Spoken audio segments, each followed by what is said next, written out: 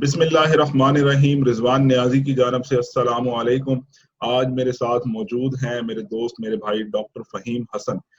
फ़हीम भाई ने king Abdullah University of science and technology Saudi Arabia से केमिकल इंजीनियरिंग में पीएचडी कर रखी है और वाटर डिसैलिनेशन और मेम्ब्रेन सेंटर के साथ आजकल काम कर रहे हैं एज अ साइंटिस्ट। फ़हीम भाई, बहुत शुक्रिया वक्त देने के लिए और खुश आमदेद पाकिस्तानी स्पीकिंग यूट्यूब चैनल पे। थैंक यू रिजवान भाई। दोस्तों, फ़हीम भाई को दावत देने का मकसद सिर्फ एक है कि आपके साथ आज एक ऐसा मसला डिस्कस किया जाए जो हम अक्सर औकात नजरअंदाज कर देते हैं, बिल्कुल मुकम्मल तौर पर इग्नोर कर देते हैं, और वो है साफ पीने के पानी का मसला। आज हम बात करेंगे कि क्या पाकिस्तान में जो पानी अवेलेबल है, क्या वो इंसानों के पीने के काबिल है, उसमें क्या मसाइल हैं, वो कंटेमिनेट कैसे होता है, उसको साफ कैसे किया जा सकता है, कौन सी टेक्नोलॉजीज अवेलेबल हैं, हुकूमत पाकिस्तान क्या कर रही है और उसे क्या इकदाम करने चाहिए, और हम इनफरादी तौर पर इस सिलसिले में क्या किरदार अदा कर सकते हैं। ये सारी बातें होंगी आज इंशाल्लाह इस वीलॉग में। इन सब चीजों के अलावा फ़हीम भाई हमारे साथ ये भी शेयर करेंगे कि मुहज़्ज़ब दुनिया, डेवलप्ड कंट्रीज में साफ पीने के पानी को कैसे अवेलेबल किया गया है अपनी आवाम के लिए, और जो टेक्नोलॉजी वो इस्तेमाल कर रहे हैं, जो इकदामात उन्होंने किए हैं, उन ममालिक के किए गए इकदामात से पाकिस्तान क्या सीख सकता है और कैसे उनको अपने लिए इम्प्लीमेंट कर सकता है। फ़हीम भाई की तरफ जाने से पहले मैं आपसे अर्ज करना चाहता हूं कि पाकिस्तान में गंदे पानी की बुनियादी तौर पर 3 वजूहात हैं। सबसे बड़ी वजह सीवरेज का पानी फ्रेश वाटर में या ड्रिंकेबल वाटर में शामिल होना। नंबर 2, इंडस्ट्रियल वेस्ट का ड्रिंकेबल वाटर में, वाटर सप्लाई की लाइंस में या फ्रेश वाटर में शामिल होना। और तीसरे नंबर पर हमारी ज़राअत में जो खादें इस्तेमाल होती हैं, जो दवाइयाँ, पेस्टिसाइड्स इस्तेमाल होते हैं, उनका जमीनी पानी में शामिल होना। ये 3 बड़ी वजूहात हैं पाकिस्तान में वाटर कंटेमिनेशन की। इसके नतीजा में ये होता है कि ये पानी इंसानी इस्तेमाल के काबिल नहीं रहता, इंसानी सेहत के लिए इंतहाई मुज़र बन जाता है। WHO ने कुछ मयारात मुकर्रर कर रखे हैं, अगर ये पानी उस मयार पे पूरा नहीं उतरता तो उससे इंसानों को, अवाम को बहुत सारी बीमारियां लायक होती हैं, जैसा कि डायरिया, हेपेटाइटिस, टाइफाइड पाकिस्तान में बहुत आम है। और उसकी सबसे बड़ी वजह जो अब तक का डेटा शो करता है, रिसर्च शो करती है, वो ये है कि उसकी वजह वाटर है, गंदा पानी है। ये सारी की सारी वाटर बोर्न डिजीजेस हैं। इसके अलावा भी बहुत सारी बीमारियां हैं। बल्कि यहाँ पे मैं मेंशन करना चाहता हूँ कि एक रिसर्च रिपोर्ट के मुताबिक पाकिस्तान में तकरीबन 50% जो बीमारियां हैं वो गंदे पानी की वजह से होती हैं, आलूदा पानी की पीने की वजह से होती हैं, जिसमें डायरिया सबसे सरे फहरिस्त है। और पाकिस्तान में होने वाली अमवात में से तकरीबन 30 to 35% जो अमवात हैं वो गंदे पानी के पीने की वजह से होती हैं। ये इतनी अलार्मिंग सिचुएशन है कि ये डेटा देखने के बाद, ये फैक्ट्स फिगर्स देखने के बाद मुझे नहीं लगता कि पाकिस्तान में इस वक्त इससे बड़ा कोई मसला है। अगर हमने इस मसले पे बात ना की, इसको उजागर करने के लिए कोई कोशिश ना की, हुकूमत को जगाने के लिए कोई एफर्ट ना की, इनफरादी तौर पर शऊर फैलाने के लिए कोई काम ना किया, आपको आगाह ना किया, और अगर आपने दूसरों को आगाह ना किया, तो मैं ये समझता हूं कि हमारा माशरा एक लागर और बेकार माशरे की जानब बहुत तेजी से सफर कर रहा है। इस नशिस्त के एहतमाम की बड़ी वजूहात में से यही चंद हैं जो मैंने आपके सामने अर्ज की हैं। अब मसला मौजूद है, हमें मालूम है, फ़हीम भाई से जानने की कोशिश करते हैं कि इस मसले के मौजूद होते हुए इस पे काबू क्यों नहीं पाया जा रहा पाकिस्तान में, और इसको हल करने के लिए क्या इकदाम किए जा सकते हैं, दुनिया क्या कर रही है। और अगर आप कोई स्पेसिफिक एग्जांपल्स देना चाहें पाकिस्तान के किसी शहर की, किसी सूबे की, तो वो भी बहुत मुफीद होगा। मेरा ख्याल है हमारे दोस्त उससे बहुत कुछ सीख सकते हैं और उससे आगे आगाही फैला सकते हैं। रिजवान भाई, बहुत मेहरबानी, शुक्रिया। इनफैक्ट आपने बड़ा अच्छा प्रॉब्लम को एक्सप्लेन किया है। इसमें कोई शक नहीं है कि पाकिस्तान में बहुत ज्यादा बीमारियां जो हैं उनकी मेजर सोर्स जो है वो no doubt unavailability of pure water है। फॉर एग्जांपल, जैसे जैसे फैसलाबाद है, फैसलाबाद अब टेक्सटाइल सिटी है। ओवरऑल पाकिस्तान की जो मेजर एक्सपोर्ट है वो टेक्सटाइल बेस्ड एक्सपोर्ट है। तो अगर आप फैसलाबाद की बात करते हैं, इनफैक्ट मैं एक टेक्सटाइल इंडस्ट्री से एफिलिएट रहा हूँ, तो टेक्सटाइल इंडस्ट्री में वाटर बहुत ज्यादा वो बहुत ज्यादा यूज करते हैं। और उससे उससे दो प्रॉब्लम है। एक तो ये कि जो वाटर टेबल है उस एरिया का वो डिस्टर्ब हो जाता है। जारी बात है, आप रफली 2000 1000 मीटर क्यूब पर आवर के हिसाब से अगर आप पानी निकाल रहे हैं या पानी यूज कर रहे हैं किसी भी बेल्ट लिनन इंडस्ट्री में या किसी और टेक्सटाइल इंडस्ट्री में, तो वो आप वाटर टेबल को डिस्टर्ब कर रहे हैं, नंबर एक। नंबर दो ये है कि आल्दो पाकिस्तान में रूल्स बहुत स्ट्रिक्ट हैं कि जो इंडस्ट्रियल वेस्ट वाटर है उसकी प्रॉपर ट्रीटमेंट होनी चाहिए, लेकिन बहुत सारी इंडस्ट्रीज ऐसी भी हैं जो कि उसे प्रॉपरली ट्रीट नहीं कर रही। ऐसी बात नहीं है कि बहुत सारे लोग उसे कर भी रहे हैं, लेकिन जो हो भी रहा है वो कोई इतना अच्छा नहीं है कि आप उसे कहें कि आप उसे किसी रिवर में या आगे समंदर में उसे वो थ्रू प्रॉपर चैनल फेंक सकें। इनफैक्ट अगर आप इंडस्ट्रियल एरिया से कहीं से भी गुजरें तो आपको बड़ी स्मेल आएगी।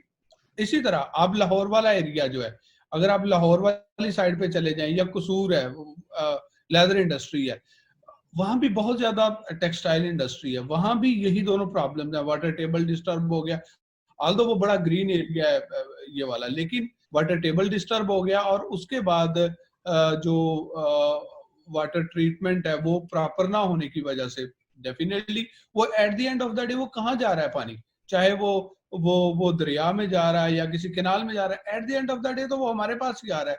क्योंकि अगर उस एरिया का वाटर टेबल डिस्टर्ब हो रहा है, हम जो पंपिंग से या किसी भी तरीके से पानी लेंगे तो वो उसी रीजन से ही आना है, उसमें कुछ ना कुछ एक्यूमुलेशन तो होनी है वेस्ट वाटर की। तो वो जितना मर्जी आप उसे क्लीन कर लें, तो वो जारी बात है अगर आपके पास प्रॉपर क्लीनिंग नहीं है तो वो सब कुछ हम खुद ही इनहेल कर रहे हैं थ्रू सम और द अदर। ऐसे ही आपका जो मेजर एरिया कराची है, कराची में भी यही प्रॉब्लम है। वहां भी textile industry major role play कर रही है in terms of financial hub of the country. वहां भी यही प्रॉब्लम है सेम, वो कोई वाटर ट्रीटमेंट नहीं है, वाटर टेबल डिस्टर्ब किया जा रहा है। तो आपने बिल्कुल सही कहा कि ये पानी के का प्रॉब्लम है, और वो प्रॉब्लम अनफॉर्चुनेटली आप देखिए पंजाब, सिंध या इवन केपीके में जो इंडस्ट्रियल एरिया है वहां भी मोर और लेस ऐसे ही है। आल्दो मैं अगेन कह रहा हूँ कि वहां पे वाटर ट्रीटमेंट है, वाटर ट्रीटमेंट हो रही है, लेकिन वो वाटर ट्रीटमेंट उस लेवल की नहीं है। वो वाटर ट्रीटमेंट है कि ठीक है आपको एक सर्टन स्टैंडर्ड्स मीट करने हैं, उन आप स्टैंडर्ड्स को मीट करते हैं, चाहे वो बीओडी या सीओडी या टोटल सस्पेंडेड सॉलिड्स या डिसॉल्व सॉलिड्स की फॉर्म में, वो आपको मीट करने। लेकिन अगर आप इन इंडस्ट्रीज का पानी जब वो जाता है और वो बाद में दूसरे वाटर टेबल के साथ मिक्स होता है तो वो सारी बात है वो प्रॉब्लम क्रिएट करता है। फहीम भाई, फैसलाबाद वाली आप एग्जांपल दे रहे हैं, मैं यहाँ पे ऐड करना चाहूँ कि रावलपिंडी का डेटा मैं देख रहा था, उन्होंने कहा कि ये इवन जो ट्रीटमेंट प्लांट्स है ना, यहाँ से सैंपलिंग की गई और पता लगा कि इनमें से जो 50-60% जो सैंपल्स थे वो कंटेमिनेटेड थे। वो इवन ट्रीटेड वाटर जो है वो पीने के काबिल नहीं है। रिजवान भाई, अब आप देखें कि दुनिया में जो टोटल एग्रीकल्चर के लिए पानी इस्तेमाल होता है 4000 किलोमीटर क्यूब पर ईयर है, और उसमें हाफ जो है वो agriculture sector just Asian countries के लिए है। और अगर आप ये वाला रीजन देखें, खास तौर पे फैसलाबाद या लाहौर या ये कसूर वाला एरिया जो है, ये इनफैक्ट बहुत ज्यादा फर्टाइल एरिया है, और यहाँ पे एग्रीकल्चर बहुत स्वेयरली डिस्टर्ब हुई है because of this industrial revolution. Faisalabad में एक दो रिसर्च इंस्टीट्यूट्स हैं वो इस पे काम कर रहे हैं कि वीट की जो प्रोडक्शन है वो नॉर्मल वाटर से और इंडस्ट्रियल वेस्ट वाटर से वो प्रोडक्शन होती है, लेकिन वो डेफिनेटली आप वो जितने भी कंटेमिनेंट्स हैं वो आप रादर देन एक तो आप पानी में ले रहे हैं, दूसरा आप उसे अपनी वो डेली फूड इनटेक में भी ले रहे हैं। तो तो इनफैक्ट ये ड्रिंकिंग वाटर तो एक प्रॉब्लम है, लेकिन ये साथ साथ हमारे एग्रीकल्चर सेक्टर को भी बहुत ज्यादा इनफैक्ट इसने तबाह किया। मैं अभी एक रिसेंट एक रिपोर्ट में देखा कि जो पिछले 50 इयर्स का डाटा है 1960 से 2010 तक, उसमें वाटर विड्रॉवल जो है वो डबल हो गई हुई है, डेफिनेटली बिकॉज ऑफ पॉपुलेशन। नहीं, ये ऑल ओवर द वर्ल्ड है 1960 से 2010 तक। और डेफिनेटली इसमें मैंने जैसे आपको बताया कि हाफ जो है वो एशियन कंट्रीज है, और इन एशियन कंट्रीज में से भी पाकिस्तान का जो टेक्सटाइल की वो है वो अराउंड 25 to 28% कंजम्पशन है ऑल ओवर द वर्ल्ड। और जहां भी टेक्सटाइल है वहां पे आपको बहुत रिगरस पानी यूज वो इस्तेमाल करना होता है। तो डेफिनेटली ये प्रॉब्लम तो है बहुत बड़ा। और खास तौर पे कुछ बहुत सारी जो इंडस्ट्रीज हैं, टेक्सटाइल इंडस्ट्रीज हैं लेट्स से, वो उन्होंने प्लांट लगाए हुए हैं, मुख्तलिफ प्लांट, और वो ट्रीटेड वाटर यूज करते हैं। लेकिन अनफॉर्चुनेटली बाज ऐसे भी हैं, बाज जगह ऐसे भी हैं जहाँ पे वो ट्रीटेड वाटर नहीं यूज कर सकते, वो because of some financial limitation. तो वो क्या करते हैं, वो पानी को ज्यादा नीचे से, जो ज्यादा क्लीन वाटर है जो कि ड्रिंकिंग वाटर है बेसिकली, वो उसे यूज करते हैं। तो उसकी वजह से जो इर्द गिर्द का वो एरिया है वो सारा डिस्टर्ब हो जाता है। उसकी एक एग्जांपल आपके एरिया की एग्जांपल है कि वहां पे ये वाला प्रॉब्लम ज्यादा स्वेयर हो चुका हुआ है। रहीम भाई बिल्कुल दुरुस्त कहा है आपने, और मैं यहाँ पे सिर्फ ये ऐड करना चाहूंगा कि मैं रिपोर्ट्स देख रहा था, कुछ आपने भी शायद देखी होंगी। डॉन का जनवरी 2020 में जो एडिटोरियल पब्लिश हुआ था, उसके मुताबिक यूनाइटेड नेशंस का डेटा ये कहता है पाकिस्तान अपना रिन्यूएबल वाटर में से 74%, 74% ऑलरेडी विदड्रॉ कर चुका है। और ये लेवल अगर हम कंपेयर करें अपने हमसायों के साथ, फॉर एग्जांपल चाइना के साथ, तो वहां पे ये सिचुएशन है 20% पे। भारत 40% इस्तेमाल कर चुका है, अफगानिस्तान 31%, और ईरान में ये डेटा बताता है 67%। और मैं आपको बताता चलूं कि वाटर स्ट्रेस कंट्री कहलाने के लिए ये नंबर होना चाहिए 25%। कहाँ 74%, कहाँ 25%, आप मुवाजना कर लीजिए। इसके अलावा IMF का डेटा भी यही शो करता है कि पाकिस्तान में 2025 के बाद कोई भी शख्स, चाहे वो नॉर्थ में रहता हो या साउथ में रहता हो, किसी भी टेरेन में रहता हो, किसी भी पाकिस्तानी इलाके में रहता हो, वो पानी की किल्लत का जरूर शिकार होगा। फहीम भाई, अब हमने मसले को बहुत अच्छे तरीके से अपने दोस्तों के साथ, नाजरीन के सामने रख दिया है। अब हमें ये बताइए कि इसका हल क्या है, इसको कैसे हल किया जा सकता है कि हम पानी को पीने के काबिल बनाएं। दुनिया में क्या टेक्नोलॉजीज इस्तेमाल हो रही हैं, उनमें से बेहतर टेक्नोलॉजी क्या है, पाकिस्तान कौन सी टेक्नोलॉजीज पे काम कर रहा है, और उनमें अगर कोई मसाइल हैं तो उनकी भी निशानदेही कर दीजिए। बिल्कुल आपने सही कहा। खासतौर पे ये नंबर बहुत अलार्मिंग है। ये 74% जो रिन्यूएबल वाटर का नंबर है। इनफैक्ट इसको हल करने के लिए डेफिनेटली सपोज अगर हम गल्फ की एग्जांपल लें, यहाँ पे लोग ये एरिया ज्यादातर ये तो हमसे भी ज्यादा सीवियर प्रॉब्लम है यहाँ पे। ये लोग डिसैलिनेशन यूजुअली रेड सी या रेड सी के साथ ये डिसैलिनेशन वो करते हैं, डिसैलिनेट कर लेते हैं। थर्मल डिसैलिनेशन है, और उसे जो नॉन रिक्वायर्ड एलिमेंट्स हैं वो उसमें से निकाल लिए और एक ट्रीटेड वाटर आ गया, उसके बाद उसकी फर्दर थोड़ी बहुत ट्रीटमेंट करके और वो यूज हो जाता है। ये इनफैक्ट ये बड़ा पुराना, हजारों साल पुराना डिस्टिलेशन प्रोसेस है, और उसी से ये चलती आ रही है चीजें। लेकिन इसमें प्रॉब्लम ये है कि ये बड़ा एनर्जी इंटेंसिव प्रोसेस है। जैसे for example 72 terawatt hours electricity की कंजम्पशन है for annual thermal desalination process, जो कि बहुत ज्यादा है, और ये 0.4% है ग्लोबल कैपेसिटी के। इसके साथ साथ जो CO2 के इमिशंस है वो अबाउट 218 मिलियन टन्स है, which is expected bye 2040 for water desalination. तो यहाँ पर तो ये लोग मतलब इसे कंज्यूम कर सकते हैं या इसे अफोर्ड कर सकते हैं। हमारे पास ऑयल नहीं है। ठीक है, बाद रिपोर्ट्स कहती हैं कि डिसैलिनेशन के लिए हमें प्योर पेट्रोल या डीजल की फार्म नहीं चाहिए, हम एक डिग्रेडेड ऑयल टाइप वो यूज कर सकते हैं, हम इवन क्रूड भी यूज कर सकते हैं। लेकिन ओके, प्योर क्रूड तो नहीं यूज हो सकता, लेकिन प्रॉब्लम ये है कि हमारे पास वो भी नहीं है, वो भी हमें कहीं ना कहीं से तो लेना है। तो डेफिनेटली ये प्रॉब्लम्स तो हैं, खास तौर पे एनर्जी का। अब इसके अलावा लोग क्या कर रहे हैं, इसके अलावा जो दूसरा ज्यादा बेहतर प्रोसेस है वो मेम्ब्रेन्स का है, कि मेम्ब्रेन्स को यूज करें, मेम्ब्रेन्स की एक वो स्किड सी बना लें, स्किड में से अब मेम्ब्रेन क्या है, मेम्ब्रेन रिवर्स ऑस्मोसिस प्रोसेस है जो कि वाटर ट्रीटमेंट के लिए होता है।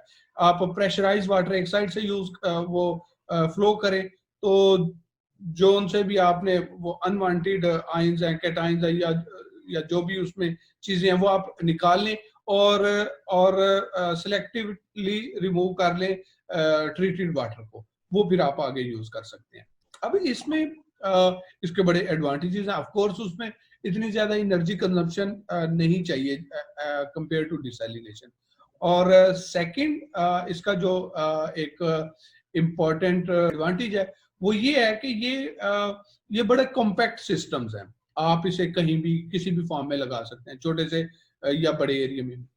और इनफैक्ट एक बड़ी क्लासिकल एग्जांपल है, इजराइल में सोरक प्लांट है जो कि 624,000 metre cube per day production है, और वो सारा मेम्ब्रेन बेस्ड यूनिट है।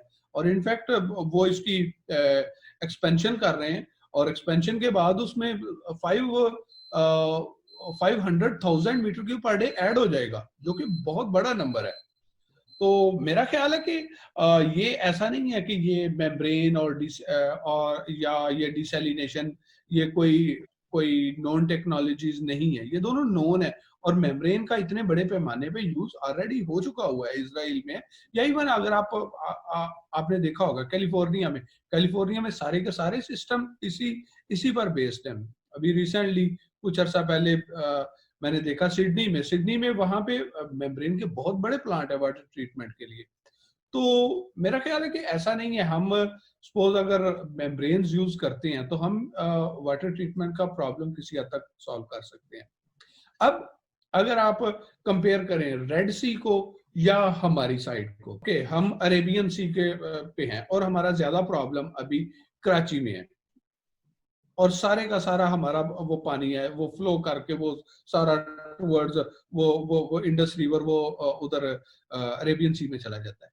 अब यहाँ पे जो रेड सी में जो साल्ट्स की अमाउंट है वो 40,000 ppm है, जबकि प्लस माइनस 2,000 हमारी साइड पे अराउंड 30,000 ppm है। अब डेफिनेटली हमारे पास साल्ट्स कम है, तो हमारे पास उसकी ट्रीटमेंट भी इजी होनी चाहिए compare to Red Sea water.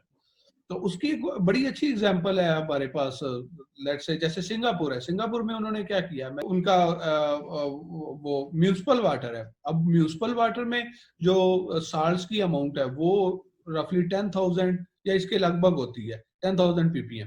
तो उन्होंने एक बहुत बड़ा पॉन्ड बनाया, बहुत बड़ा, और उसको मिक्स कर दिया अपने समंदर के पानी के साथ। अब इसी तरह अगर हम अपने अरेबियन सी को साथ में म्यूनिसिपल वाटर के साथ मिक्स कर दें टू सम एक्सटेंट, वैसे ही किसी कंपाउंड की फॉर्म में, जैसे हमारे इंटीरियर सिंध में बहुत ज्यादा एरिया खाली पड़ा, वहां पे बड़ा पॉन्ड बना दिया जाए, ये कोई बहुत बड़ी मुश्किल बात नहीं है, और थ्रू पाइपलाइंस पानी ट्रांसफर किया जाए।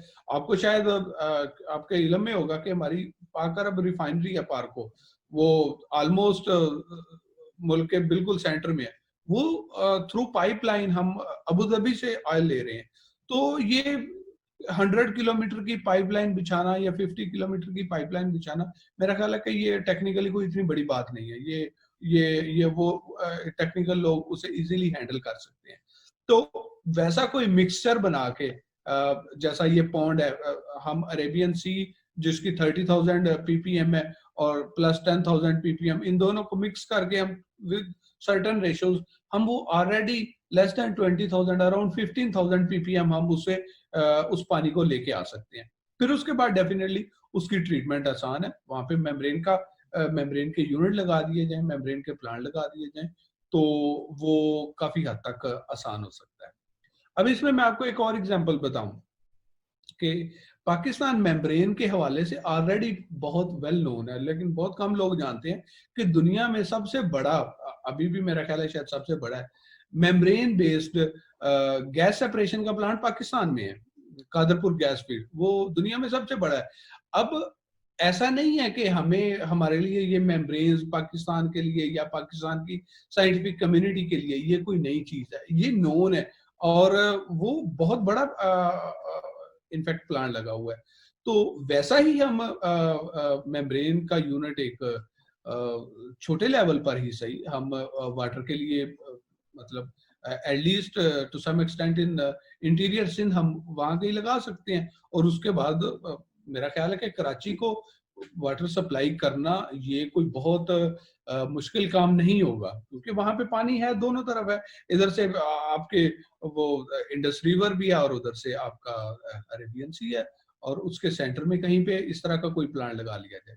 अब इसमें लेट्स से प्रॉब्लम्स क्या हैं कि ये मेम्ब्रेन बेस्ड सिस्टम या मेम्ब्रेन बेस्ड सिस्टम क्यों इम्पोर्टेंट है, या इसमें अंदर ऑपरेशनल प्रॉब्लम्स क्या हैं। डेफिनेटली मेम्ब्रेन्स को सर्टेन टाइम के बाद उन्हें चेंज करना होता है या उनकी क्लीनिंग होती है, ये एक नॉर्मल प्रोसीजर है।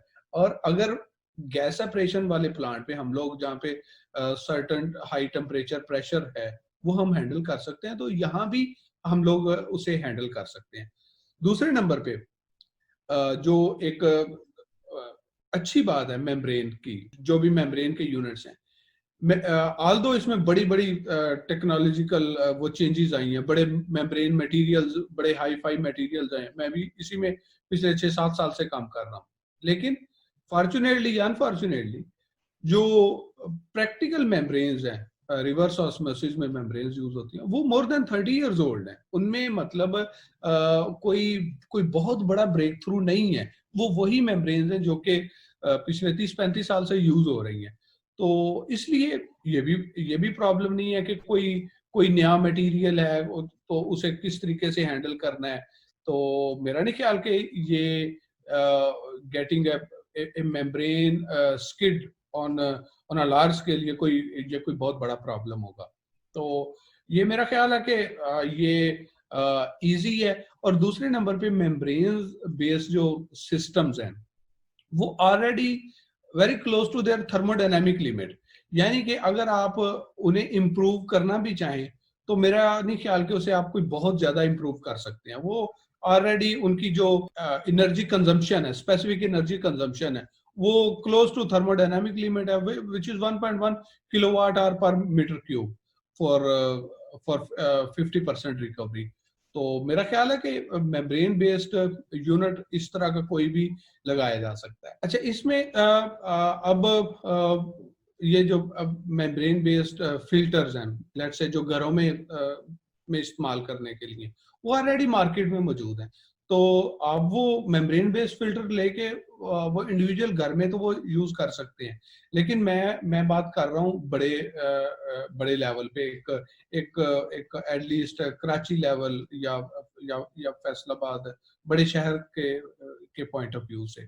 कराची के पॉइंट ऑफ व्यू से तो यही है कि आप एक बड़ा प्लांट लगाया जा सकता है, लगाएं, और individual definitely membrane based filters जो हैं वो आप मार्केट में अच्छे से अच्छे फिल्टर्स मौजूद हैं और उनकी कोई कीमत भी कोई बहुत ज्यादा नहीं है। जैसे मेम्ब्रेन एक पर स्क्वायर मीटर मेरा ख्याल है $10 है, जो कि पॉलीमेरिक मेम्ब्रेन वो बड़ी चीप प्राइस है रादर देन कि आप कोई दूसरा सिस्टम उसके लिए यूज करें। अब इसमें इनफैक्ट लोगों को थोड़ा बहुत मोबिलाइज करने की जरूरत है। जैसे गवर्नमेंट एक किसी लेवल पे छोटी सी कैंपेन स्टार्ट करे। ऑल्दो साइंटिफिक कम्युनिटी को तो इन सिस्टम्स का पता है, मेम्ब्रेन्स के बारे में लोगों को पता है, या अगर आप मेम्ब्रेन नहीं भी यूज करना चाहते, आप कुछ और यूज करना चाहते हैं, तो आप उसके बारे में लोगों को कंपेन, गवर्नमेंट लेवल पे थोड़ी बहुत कंपेन होनी चाहिए। लेकिन लेट्स से मेरे ख्याल में अगर मेम्ब्रेन एक बेटर सिस्टम है, और अगर आप मेम्ब्रेन बेस्ड सिस्टम को ही लेके जाना चाहते हैं तो गवर्नमेंट लेवल पे कंपेन चलनी चाहिए। उसके एडवांटेजेस हैं, बहुत ज्यादा एडवांटेजेस हैं। इनफैक्ट जो भी कंपेन है उसका डेफिनेटली एडवांटेज है, डिसएडवांटेज भी है। मैं आपको एग्जांपल देता हूं, जैसे कि मेम्ब्रेन में आगे बहुत सारे सिस्टम है। रिवर्स ऑस्मोसिस है, लोगों ने कहा कि ये बड़ा डिसैलिनेशन एनर्जी इंटेंसिव प्रोसेस है, तो उसके लिए लोगों ने आरओ यूज किया, रिवर्स ऑस्मोसिस। बाद लोगों ने कहा कि नहीं यार, फॉरवर्ड ऑस्मोसिस करते हैं, तो वो फॉरवर्ड ऑस्मोसिस की तरफ चल पड़े। अब फॉरवर्ड ऑस्मोसिस जब ये स्टार्ट हुआ 10-15 साल पहले, 15-20 साल पहले की बात है, जब ये स्टार्ट हुआ तो इसके बारे में बड़ी हाई लेवल पे साइंटिफिक कम्युनिटी में कैंपेन चली। अब हमारी एक वो AICHE है, American institute of chemical engineering, उनकी एनुअल मीटिंग है, वहां पे 2-3 सेशंस इसके लिए रखे गए फॉरवर्ड ऑस्मोसिस के। नॉर्थ अमेरिकन मेम्ब्रेन सोसाइटी है, उनकी कॉन्फ्रेंस में वहां पे 2-3 सेशंस रखे गए फॉरवर्ड ऑस्मोसिस की नो हाउ के लिए, इसी को प्रमोट करने के लिए। लेकिन वो एक सिस्टम फ्रूटफुल रिजल्ट नहीं दे सका। तो अब आज आप देखें जितने भी स्टार्टअप्स थे वो सब बंद हो चुके हैं, तो वो डेफिनेटली लोग दोबारा उसी रिवर्स ऑस्मोसिस की तरफ ही चल चुके हैं। तो ये एक डेफिनेटली लोगों को इससे नो हाउ बढ़ेगी, लोगों को पता चलेगा कि आप अगर मेम्ब्रेन बेस्ड यूनिट यूज कर रहे हैं, कोई भी कर रहे हैं, तो आपको क्या रिवर्स ऑस्मोसिस यूज करना है, या आपको फॉरवर्ड ऑस्मोसिस करना है, या आपको कुछ और करना चाहते हैं। एक और एग्जांपल, बड़े फैंसी मटेरियल्स है मार्केट में, इनफैक्ट मैंने भी उनमें से कुछ काम किया, जैसे ग्रेफीन ऑक्साइड है या कार्बन नैनो ट्यूब्स है, बड़े स्पॉटलाइट में रहे कुछ अरसा ये। लेकिन प्रैक्टिकल लेवल पे वो इतने लार्ज स्केल वो ना चल सके, ना ही ग्रेफीन ऑक्साइड, ना ही कार्बन नैनो ट्यूब्स या एक्वापोरिन फॉर वाटर ट्रीटमेंट।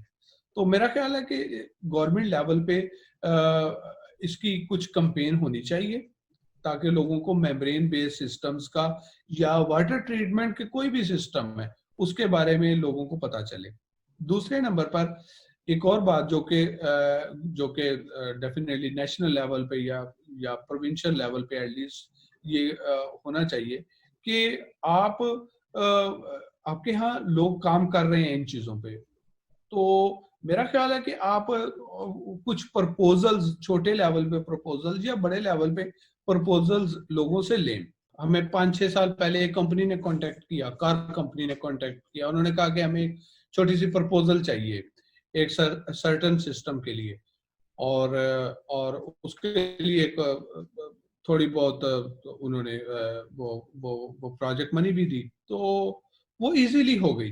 तो मेरा कहने का मतलब ये है कि ये गवर्नमेंट लेवल पर या इवन इंडस्ट्रियल लेवल पर 1 मिलियन या 2 मिलियन तक स्पेयर करना पर ईयर, ये कंपनीज के लिए कोई बहुत मुश्किल नहीं होता।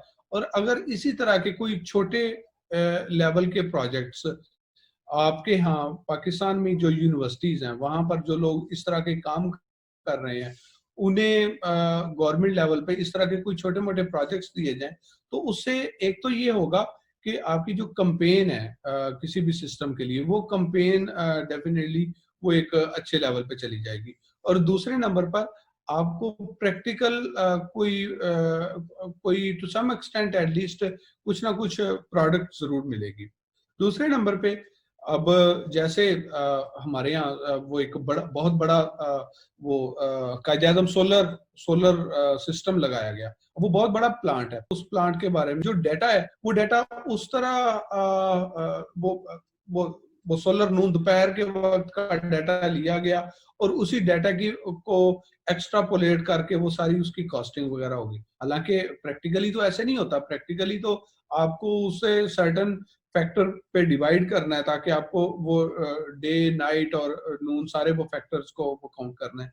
इसी तरह आप ये जो वाटर ट्रीटमेंट का है, लेट्स से डिसैलिनेशन है, ये मेम्ब्रेन है। अगर आपको मेम्ब्रेन यूज करना है तो आपके यहाँ एक्सपर्ट्स हैं ठीक है, तो वो शायद बहुत बड़े लेवल के एक्सपर्ट्स ना हो, लेकिन एक रीजनेबल लेवल के एक्सपर्ट्स हैं, आप उनसे कंसल्ट कर सकते हैं, आप उनसे कोई प्रोजेक्ट रिपोर्ट्स वो कर सकते हैं। दूसरे नंबर पे आपको पता है कि यहाँ भी यूनिवर्सिटीज में जैसे काउस में भी है, मेम्ब्रेन सेंटर है, बहुत बड़ा सेंटर है, वाटर डिसैलिनेशन सेंटर है, या यूएस में यूनिवर्सिटीज हैं। आप किसी एक प्रोफेसर के साथ जो कि वेल नोन है उस फील्ड के, उनके साथ आप एक एक एक प्रोजेक्ट कर सकते हैं। और ये प्रोजेक्ट कोई बहुत कोई लंबे चौड़े प्रोजेक्ट्स नहीं है, तो 6 मंथ्स या मैक्सिमम 1 ईयर प्रोजेक्ट। आप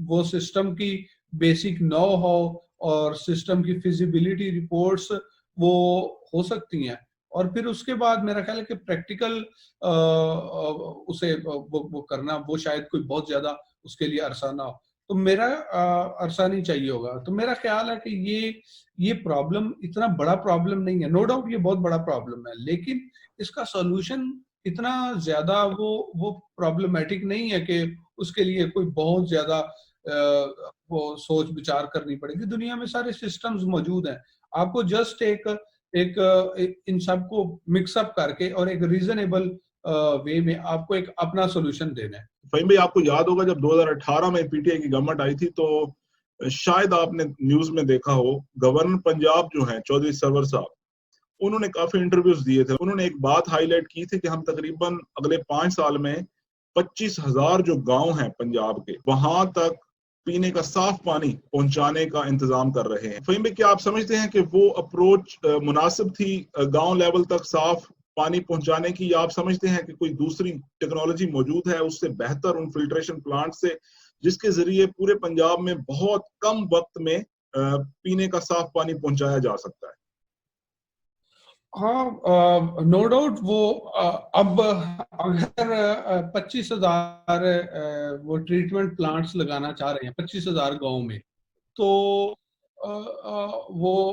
वो फिजिबल तो है, उसे किया तो जा सकता है, लेकिन अगर आपने हर गांव लेवल पर ही एक वो ट्रीटमेंट प्लांट लगाना है और फिर उसके बाद उसकी मेंटेनेंस, वो शायद आपको उतना, मेरा नहीं ख्याल कि उतना फ्रूटफुल रिजल्ट्स मिल सके, क्योंकि जितने भी ट्रीटमेंट प्लांट्स हैं, ओके कैलिफोर्निया में हैं, वहां पे छोटे लेवल पे ट्रीटमेंट प्लांट्स हैं, लेकिन हमारा जो कल्चर है जहां से हम लोग हैं, वहां पे शायद आपको इतने लेवल पे छोटे छोटे प्लांट्स अगर आप लगाते हैं तो आप उनको मैनेज कैसे करेंगे? वो मैनेज उन्हें करना बहुत बड़ा प्रॉब्लम होगा। जैसे लेट्स से अगर आप फिल्टर ही यूज करते हैं, हु नोज कि फिल्टर कल ही चोक हो जाए, तो वो कौन देखेगा या वो कौन करेगा? तो मेरा तो ये ख्याल है कि रादर देन आप हर जगह पर ही एक गांव लेवल पे फिल्टर लगाएं। आप अगर आप 25,000 गांव वो सिलेक्ट कर रहे हैं, लेट्स से अगर फैसलाबाद है, डिस्ट्रिक्ट फैसलाबाद है, वहां पे 200-300 गांव है, तो आप उनका एक प्लांट कर दें, आगे 300-400 या 500 गांव है, उनका एक अलग प्लांट कर दें। इस तरह आप करें रादर देन कि आप हर इंडिविजुअल लेवल पे एक एक करें, उसे मेरा ख्याल है कि मैनेज करना बहुत मुश्किल हो जाएगा। सही है। जहां तक मेरी अंडरस्टैंडिंग है फहीम भाई, चूंकि पूरे पंजाब में पाइपलाइन के जरिए पानी पीने का साफ पानी पहुंचाना शायद गवर्नमेंट को फिजिबल नहीं लगा, उसमें कॉस्ट ज्यादा थी, तो वो इस प्रोजेक्ट की तरफ गए हैं कि चलो कुछ ना होने से कुछ करना बेहतर है। इस प्रोजेक्ट पे तो डिटेल में हम बाद में बात कर सकते हैं। अच्छा, अब मेरे ख्याल में इसको फर्दर परसू करने के लिए गवर्नमेंट लेवल पे एक तो जैसे कंपेन है वो रिगरस कंपेन होनी चाहिए लोगों की अंडरस्टैंडिंग के लिए, साफ पानी के लिए, कि पानी कैसे साफ, लेट से जब तक कुछ भी नहीं तो एटलीस्ट लोग उसे बॉयल करके तो यूज कर सकते हैं।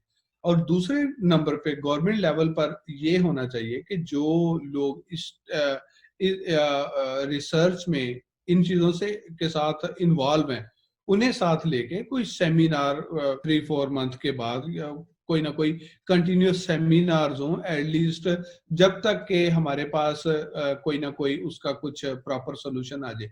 एक्चुअली इस तरह के सेमिनार्स करवाने से हो सकता है कि कोई कोई कोई कोई कोई बहुत बड़ी अचीवमेंट ना हो, लेकिन एटलीस्ट उससे ये होगा कि लोगों में एक एक कैंपेन बड़े लेवल पे स्टार्ट हो जाएगी। यूनिवर्सिटीज में लोग काम कर रहे हैं, रिसर्च कर रहे हैं, तो वो इस पे ज्यादा फोकस करना शुरू कर देंगे, और डेफिनेटली जब वो फोकस करेंगे तो कुछ अच्छे रिजल्ट्स आएंगे। आप आ, आ, अगर आप ये कहते हैं कि रिसर्च है, हाँ बाकी यूनिवर्सिटीज में रिसर्च है, यूएस में या यूरोप में आपको रिसर्च मिल जाएगी, लेकिन वो डेफिनेटली वो उनका जो फ्रेम ऑफ रेफरेंस है वो उसके हिसाब से उनकी रिसर्च है, वो सर्टेन मटेरियल्स की है या सर्टेन टेक्नोलॉजी की है।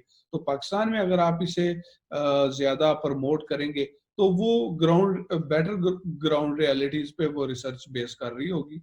तो मेरा ख्याल है कि शायद गवर्नमेंट लेवल पे इस तरह की सेमिनार्स को ज्यादा प्रमोट करना चाहिए, ताकि लोगों में अवेयरनेस बढ़े और जो रिसर्चर्स हैं वो इसमें ज्यादा। फहीम भाई बहुत शुक्रिया। पंजाब गवर्नमेंट का जो प्रोजेक्ट है या पाकिस्तान के दूसरे हिस्सों में जो साफ पीने के प्रोजेक्ट चल रहे हैं उस पर हम एक अलग से वीलॉग कर सकते हैं, उसको रहने देते हैं। अभी आपने जो बात की है कि सेमिनार्स करवाए जाने चाहिए, अवेयरनेस फैलाई जानी चाहिए, ये बहुत अच्छी बात है। इसमें मैं 2 नुकात और ऐड करना चाहूंगा। पहला नुकता ये है, मेरा ख्याल है कि अगर हुकूमत पाकिस्तान में मौजूद तमाम स्कूल, कॉलेजेस और यूनिवर्सिटी में ये मैंडेटरी कर दे कि आपने कम अज कम महीने में 1 मरतबा इस टॉपिक पे, पानी के मसले पे, साफ पीने के पानी के मसले पे बात करनी है, अवेयरनेस फैलानी है अपने स्टूडेंट्स के जरिए, तो मेरा ख्याल है कि आने वाले वक्त में हर घर तक बहुत तेजी से ये इंफॉर्मेशन फैल जाएगी, शऊर आ जाएगा, आगाही आ जाएगी। तो उससे आप देखेंगे कि पाकिस्तान में जो अस्पतालों पे बोझ है लोगों के बीमार होने की वजह से, वो बहुत ज्यादा कम हो जाएगा। हम अपने अस्पतालों को अच्छे तरीके से मैनेज कर पाएंगे, और जो दूसरी बीमारियां हैं, मूजी बीमारियां, जो इस गैर जरूरी बोझ की वजह से लोग इलाज नहीं करवा पाते अपनी बीमारियों का, मेरा ख्याल है हम अपने रिसोर्सेज को उस तरफ डाइवर्ट कर पाएंगे। दूसरी सजेशन जो हमारी तरफ से है वो ये है कि अगर गवर्नमेंट मीडिया हाउसेस को कुछ टैक्स कंसेशन दे, इस कंडीशन के साथ कि आपने डेली बेसिस पे कुछ मिनट्स के लिए प्राइम टाइम में, जब सारा पाकिस्तान आपके टॉक शोज देख रहा होता है, आपकी न्यूज देख रहा होता है, तो आपने पीने का साफ पानी का मसला ये उजागर करना है, लोगों को आगाह करना है, लोगों में शऊर फैलाना है, ताकि हमारा माशरा सेहतमंद माशरे की तरफ गामजन हो सके। पानी जिंदगी है, और जिंदगी है इंसान की सेहत के साथ। अगर आप बीमार हैं तो आप जिंदगी एंजॉय नहीं कर सकते, अपनी जिंदगी जी नहीं सकते। पाकिस्तान का इस वक्त हम समझते हैं कि सबसे बड़ा मसला साफ पीने का पानी है। अगर लोगों को ये पानी मुहैया कर दिया जाए, उनकी सेहत बेहतर होगी, हमारे माशरे का बिहेवियर बेहतर हो सकता है, हमारे पाकिस्तान की डेवलपमेंट में बहुत बड़ा किरदार प्ले किया जा सकता है। एक सेहतमंद माशरा ही मुल्क को आगे लेकर जा सकता है। इसके साथ ही मैं डॉक्टर फहीम हसन का बहुत मशकूर हूँ। उन्होंने वक्त दिया, उन्होंने अपनी मालूमात, अपना नॉलेज, अपनी एक्सपर्टीज हमारे साथ शेयर की, और मुझे यकीन है कि वो आने वाले दिनों में मजीद भी इस बारे में शऊर फैलाने के लिए हमारे साथ जरूर बैठेंगे। फहीम भाई बहुत शुक्रिया वंस अगेन। बहुत मेहरबानी, थैंक यू। हम अब तमाम दोस्तों से गुजारिश करते हैं कि आप हमारा ये मैसेज अपने दोस्त अहबाब, अजीजों अकारब और जो भी ताल्लुक वाले हैं उन तक पहुंचाइए कि पानी को पीने के काबिल बनाने के लिए जरूर काविश कीजिए। जरूरी नहीं है कि अगर आपको पानी दिखने में साफ नजर आ रहा है तो वो वाकई ही साफ है। आप कोशिश कीजिए कि कम से कम 3-4 महीने बाद जहां से आप पानी ले रहे हैं उस पानी का एक छोटा सा टेस्ट करवा लीजिए। आपके पास डेटा मौजूद हो जाएगा, आपको मालूम हो जाएगा कि क्या ये पीने के काबिल है या नहीं। और अगर वो काबिल नहीं है तो उसके लिए इनफरादी तौर पर आप बाजार में दस्तयाब फिल्टर्स इस्तेमाल कर सकते हैं, या कम से कम आप पानी को बॉयल तो कर ही सकते हैं। पानी को बगैर उबाले हुए कभी भी इस्तेमाल ना कीजिएगा, क्योंकि अभी तक की जो तहकीक है, जो डेटा मयसर है, वो ये कहता है कि पाकिस्तान के किसी भी कोने में शायद ही साफ पानी अवेलेबल हो। अब इस वीलॉग में हमने कुछ बातें ओवरऑल पानी के मसले के बारे में भी आपके सामने रखी हैं, जो कि शायद डायरेक्टली साफ पीने के पानी के मसले के साथ मुंसलिक ना हो, लेकिन हमारा ख्याल था कि जरूरी है कि ओवरऑल एक आगाही दी जाए कि पाकिस्तान शदीद वाटर क्राइसिस का शिकार है और इसके लिए हुकूमत के अलावा इनफरादी तौर पर भी वाटर मैनेजमेंट की शदीद जरूरत है। मुझे यकीन है, हमें यकीन है कि आप हमारा साथ देंगे इस आगाही को फैलाने के लिए और वाटर को महफूज करने के लिए, उसकी अच्छी मैनेजमेंट करने के लिए, ताकि आने वाले दिनों में पाकिस्तान पानी की शदीद किल्लत का शिकार ना हो पाए और उससे बेहतर तरीके से निपट सके। आप इस सारे मामले के बारे में क्या राय रखते हैं? अगर आपके पास कोई और तजावीज हैं जो हमने शामिल नहीं की अपने इस वीलॉग में, हमें कमेंट सेक्शन में जरूर आगाह कीजिएगा। अपना और अपने घर वालों का बहुत ख्याल रखिएगा। आपकी सेहत आपकी तरक्की के लिए, आपकी जिंदगी के लिए बहुत जरूरी है, मुल्क की तरक्की के लिए बहुत जरूरी है, माशरे की बेहतरी के लिए बहुत जरूरी है। आप खुश रहें।